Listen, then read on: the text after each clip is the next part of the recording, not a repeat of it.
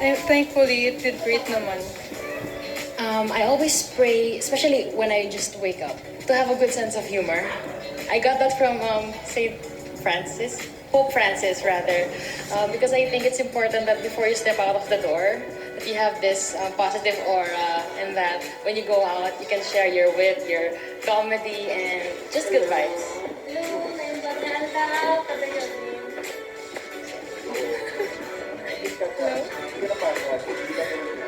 Morning workout.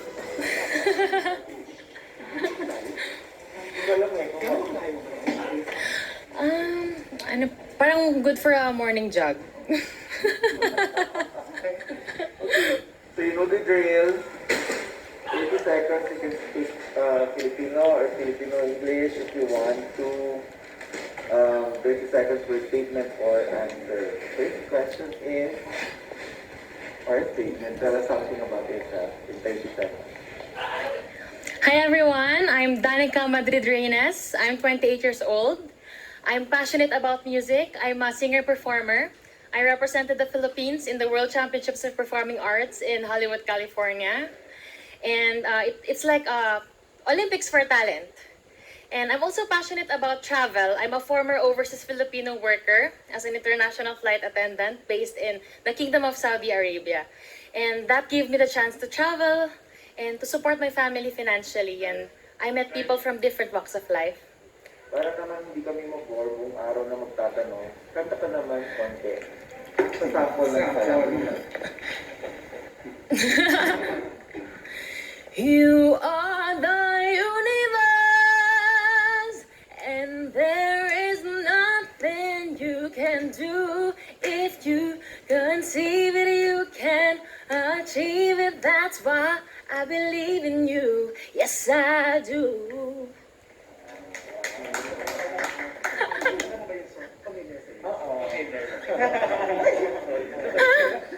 Here's your recording quarter. Oh, Perfect choice. again, manok. So, pero you're not from Cagayan daw, yung lolo mo lolo mo? My mother is from Gonzaga, Cagayan po. Pero may alam ka na local na language, words. Yung alam ko pong Ilocano words is yung every time pinapagalitan ako ng nanay ko in Ilocano. So I need one beautiful word in your local language, and what does it mean? Agyamanak apo. Salamat, Diyos. Beautiful. Agyamanak means salamat. Yeah, Mario. Alright. So about your childhood naman, what is that learning experience that you had as a child that made so much impact on you? When I was a child, my parents brought me and my brother with them in a remote municipality in Visayas. So they went on a medical mission that went for a few years. I was still a toddler that time, and that's life-changing for me because at a very young age, I was able to experience that humble life. No electricity at night, chickens everywhere. It is a remote municipality, and so growing up, I aspire to be like my parents. Next, what is that most important lesson that you learned during this pandemic? I've learned how to be grateful each day. Like today is a great day to be alive. So, and I've learned not to take things for granted. Like for example, my loved ones, I already miss them. So every kiss, every touch, every small conversations that you have with them, don't take it for granted. And also, for the society, I've learned that it doesn't discriminate. So why do that to your brothers and sisters? I've learned a lot. If you win Miss Universe Philippines, how will you help your community? I uphold music and arts therapy.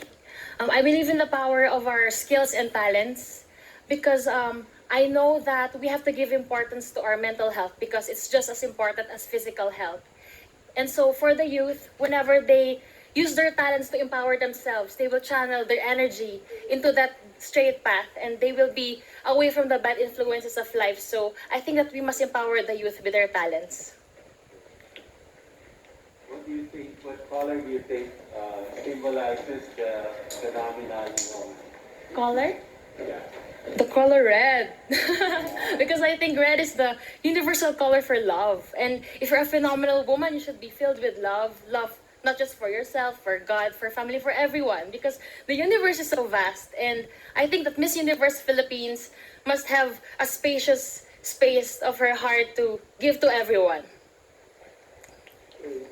Speaking of space, we've been hearing the word work from home. Ito yung narinig natin recently. So what skills do you think we need for this, for the so-called work from home, which is the workplace of the future?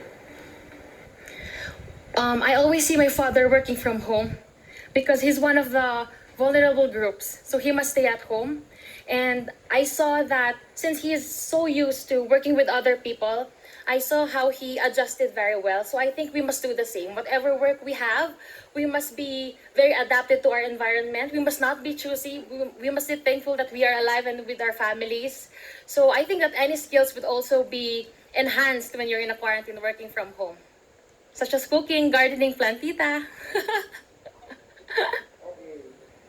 Can you name one spot, whether man-made or natural, in your province that you would like to promote to the world? You guys should go to Calao Cave. So it's composed of 7 chambers. So you can just imagine. And then I went to this main cave. It has a natural vent. So you don't need any electricity because the sunlight will go directly there. And then there's an altar, there's a grotto. And you can even have weddings there. So it's very natural, energy-saving location. And I hope that it will be very famous soon all over the world. There's a campaign called #LoveLocal. So what local product would you want to promote and why? There's this local product from my childhood, and up to now, it's still my favorite, the Carabao sweet candy.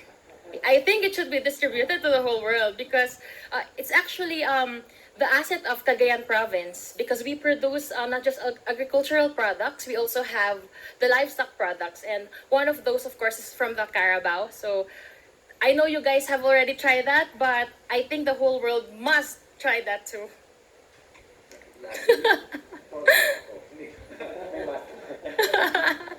I know Carabao. And last question is, what one thing do you think should young people focus on? Young people like you.